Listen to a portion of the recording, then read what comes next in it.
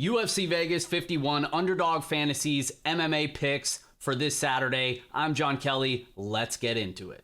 Up first, I like under 25.5 significant strikes from Pat Sabatini. He's going up against TJ Laramie. This is a spot where I think he's going to have a clear wrestling and grappling advantage. TJ Laramie's coming off a first-round submission loss to Derek Minner about a year and a half ago, and Sabatini's already proven that he can handle better wrestlers and grapplers than the level of TJ Laramie, and we've seen him perform 10-plus minutes of top time in 2 of his 3 UFC fights. The only time he didn't was when he had that first-round submission victory over Jamal Emmers. So this is just a spot where I think it's very clear Sabatini's going to get the fight to the ground where he has that big advantage. I think he probably finds a submission on the mat.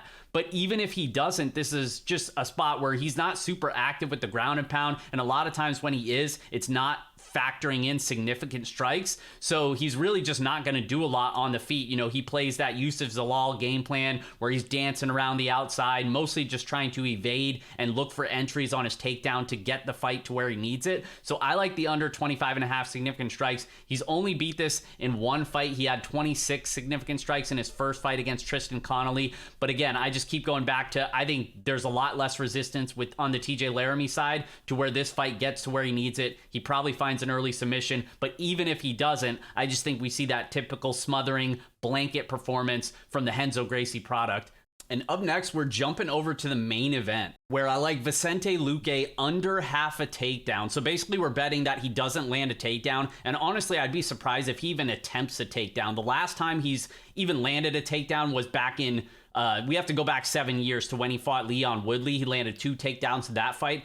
Guess how many he's even attempted since then? He's had 11 UFC fights since then. He has not attempted a single takedown since then. I do not expect that to be the game plan against Belal Muhammad here in the main event. I know we have 5 rounds, so it's a bit of a longer fade, but I actually think Luque finds a finish here. But on the flip side, Belal Muhammad is going to be the one trying to get this fight to the mat. Belal Muhammad has also historically had very good takedown defense, 91%. Damian Maia was only able to get him down once, so it's just a spot where I don't think Vicente Luque is going to be looking to take the fight to the ground because he has a clear striking advantage. He won't need to do that. I think he's going to be the one defensively wrestling and avoiding being taken to the ground or hunting submissions once taken down. He's not going to be looking to get the fight there himself. I like Vicente Luque not to even attempt a takedown in the main event, let alone land one. So I like under half a takedown in the main event. Which brings us to our next matchup. It's actually in the co-main event. I like Kai Barallo, the Dana White Contender Series debutant fighter, going up against a fellow Dana White Contender Series. Both of these guys fought on the same season just last fall. Kai Barallo actually fought twice, whereas Gadzhi Omargadzhiev has only fought once. He got the first round finish there, but he's historically definitely looking to get the fight to the ground, more of a grappler, not a high volume guy. So I like the Barallo side, minus 4.5 significant strikes here. So basically we just need Barallo to outland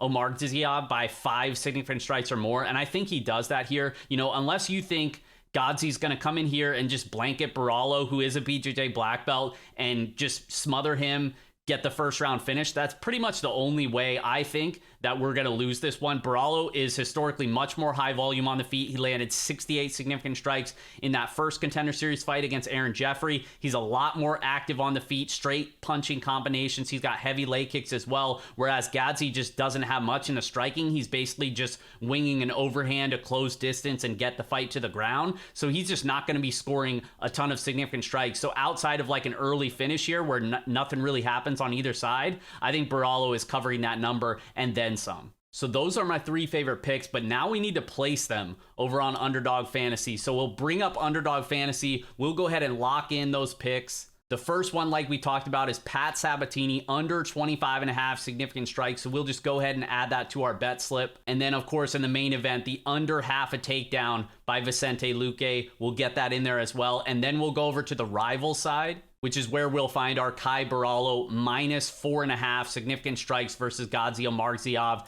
And there's our 3 bets in our bet slip. And of course, as a reminder, use promo code John Kelly. I'll also link in the description below. Any deposit up to $100, Underdog will match your deposit up to $100. So if you're gonna play on this anyway, you might as well get a free $100 just by using the link below, and it definitely helps me out as well. And just in case you didn't know, I do a full betting and DraftKings breakdown on my YouTube channel. That's up right now for UFC Vegas 51. I'll link that above. Do me a favor, hit the like button, hit that subscribe button as I continue to bring you guys MMA content each and every week for every UFC card. I appreciate the support, guys. Good luck, and we'll see you next time.